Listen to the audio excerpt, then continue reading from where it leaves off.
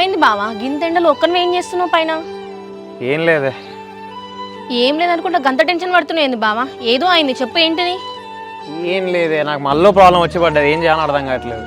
అరే ఆ ప్రాబ్లం ఏంటో చెప్పు, సొల్యూషన్ ఆలోచిద్దాం కదా. ఇట్లా టెన్షన్ పడితే ఎట్లా? సరే చెప్తా, కానీ నువ్వైతే మళ్ళీ అక్కకి చెప్తా, బాగా చెప్తాను, ఇట్లా టెన్షన్ అయితే నన్ను పెట్టద్దు చెప్తున్నా. నేనేందుకు చెప్తా బావా వాళ్ళకి? అయినా ఇప్పటిదాకా మన మధ్య జరిగినదని చెప్పినా, ఏమైందో చెప్పు. సరేనే, ఇందాక మా పిల్లతో మాట్లాడదామని చెప్పేసి బస్ స్టాండ్కి పోయినాయి. అదే టైంకి వాళ్ళు అన్న వచ్చిండే. ఇక చూడాలి, మొత్తం పెంట అయింది. కావ్యాన్ని కూడా తీసుకుపోయిండు. ఏం చేయాలని అర్థం కావట్లేదు. ఏంటి బావా, వాళ్ళ అన్నకు దొరికిపోయినావా? ఎట్లా బావా? అదే నాకు అర్థమవుతలేదు. కావ్యకు ఫోన్ చేస్తే కూడా దాని ఫోన్ స్విచ్ ఆఫే వస్తుంది. ఇంట్లో దాన్ని ఏమంటుందో ఏందో ఏం అర్థం కావట్లేదు.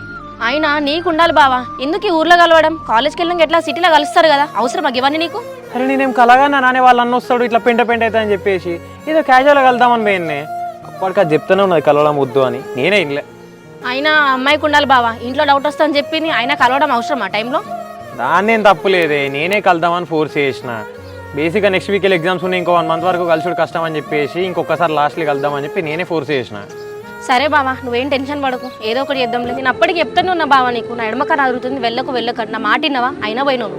అవునే, నిజంగా నువ్వు చెప్పినట్టు నీ మాట విన్నా అయిపో. ఓ 10 నిమిషాలు కూర్చొని ఉంటే వాళ్ళు అనొచ్చి దాన్ని తీసుకుపోయేటోడు. కర్మ అంతా. సర్లే బావా, నువ్వేం టెన్షన్ పడకు. వాళ్ళ ఇంట్లో సిచ్యువేషన్ సెట్ అయినాక అమ్మాయి కాల్ చేస్తుంది, కింది పోదాందా.